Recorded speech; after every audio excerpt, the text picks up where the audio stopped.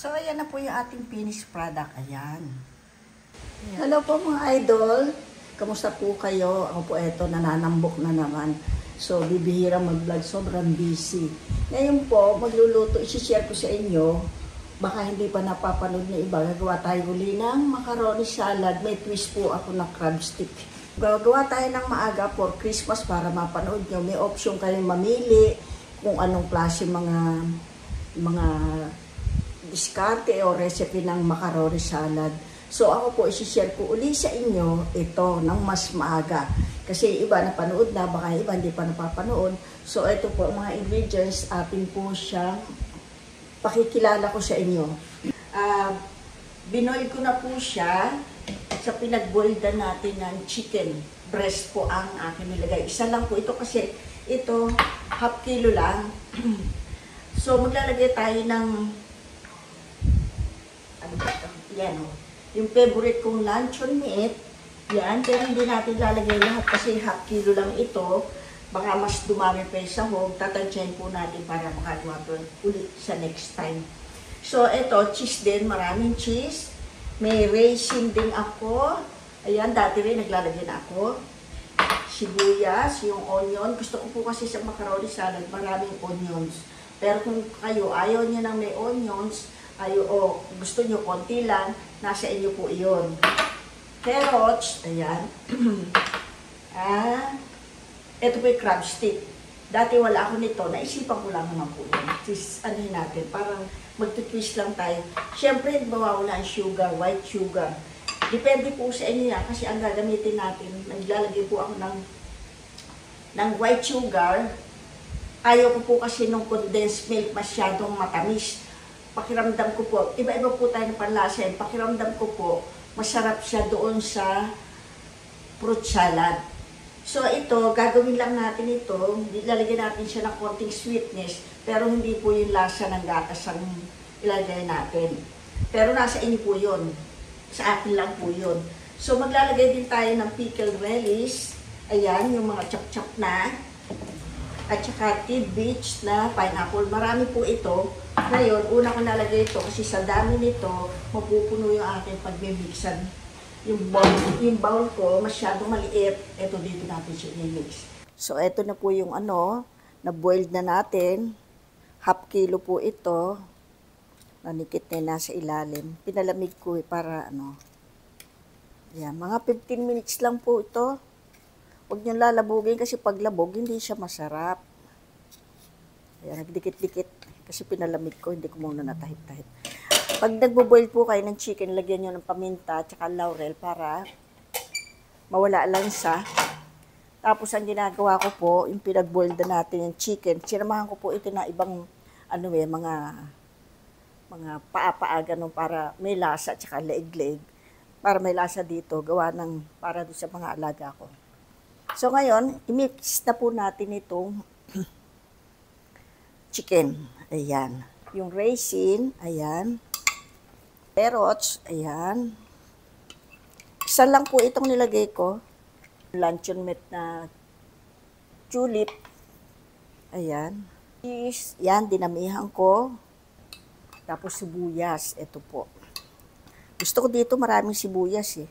So, eto po, lagay ko na itong una kong kinatkat. Medyo malaki kasi ito, chunk-chunk eh. So, binawasan ko siya. So, ngayon, ito, mas maraming pineapple. Napakamahal na niya ngayon. Kaya gagawa na lang ako ng panahon na mura ang pinya, gagawa tayo ng preservative na ganyan. So, ayan lang. Lagyan natin ng konti. Ayun. Patak-patak lang. Sugar. Yan. Half cup lang po ito. Half cup. Ito mamaya ko na siya ilagay. Para hindi siya malabog-labog. Ay, pickled relish pala. Ayan. Isang kutsarang malaki po ito. Hindi po ito normal na kutsara. Pang service spoon po ito. Ayan. Sos na parami na kasya. Kaya aking mayonnaise. Pag hindi po nagkasya, dadagdagan ko na lang yan, pero sa inyo po iyon, nasa inyo po iyon. Nagamit ko kasi iba kong mayonnaise. Lagay ko na po ito muna. Pagka kinulang, bahala na si Batman. So, ilagay na po natin to lahat. At alam ko, sigurado ko, baka kulangin. Pero pagkakasyain natin, ito ang ating twist na crab stick. Hinimay-himay ko na po siya. Mga 5 piraso ata ito. Kasi sa crab soup, naglalagay po ako. Ay, sa, ano ba ito? Sa kalabasa soup, naglalagay po ako niyan. Sakto lang po yung mayonnaise kasi marami siya sa gitna pa.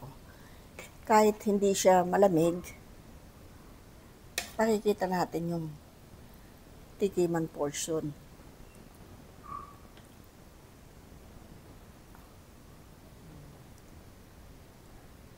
So, ayan na po yung ating finished product. Ayan. Ayan. At ito naman yung ating tikiman portion. So, ayan, isiset ko na po itong camera kahit hindi pa malamig. Atin na po siyang titikman.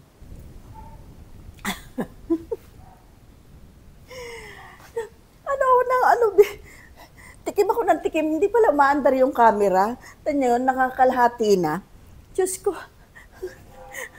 Ulitin. Sabi ko, hindi ko pala, iba na talaga yung tumatanda lola nyo. Sabi ko, eto nangalahati na, pakita ko eating portion, pinagkakain ko na po yung mga crab stick. Ang sarap, promise, yun po ang sinabi ko. Talaga po, ang sarap, promise. Dagdagan nyo ang crab stick, yun po ang sinabi ko kanina. Pagtingin ko, hindi, papatayin ko yung video. Sabi, naka-off. Sayang, effort kong pagsubo ng malalaki kanina. Kaya ulitin uli, kahit di malamig, masarap naman.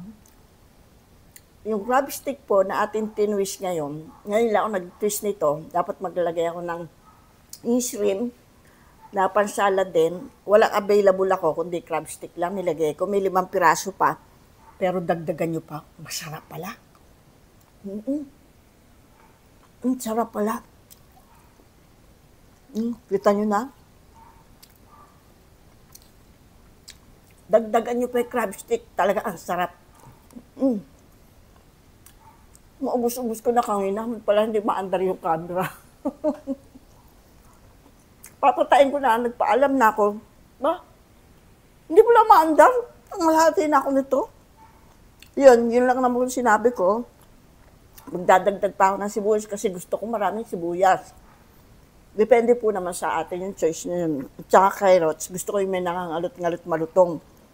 Tinamad kasi ang maghiwa-hiwa, mano-mano, ayoko nung yung sa chopper, pangit ang pagkakahiwa, lalo sa ganito. Okay lang yung sa chopper kung sa embutido. Pero ito, gusto ko yung may nangangalot-ngalot, magandang hiwa, square-square. Ayan. Kumakapit na lahat ang lasa, lalo na kung malamig to. Malalasahan nyo na yung pickle relish, pineapple, nag-mix together yung kanilang lasa. Ang sarap na. Sige po. Natawa ako talaga, iba na ito patanda. Malapit na kasi kung pumunta sa 70s. Kaya gano'n na lang po siguro talaga. O paano po, enjoy na lang po kayo. Ito yung aking early cooking for Christmas. Kasi minsan kung kailan December, saan magluluto. Hindi naman na-edit agad din yung mapapanood. Ito, may idea na kayo, mag-ipon na kayo ng dapat ipunin. Yun lang po. See you po next time. Salamat po sa mga walang sawa at tiyagang nag-aabang ng aking iba vlog. See you po. Merry Christmas. Happy New Year.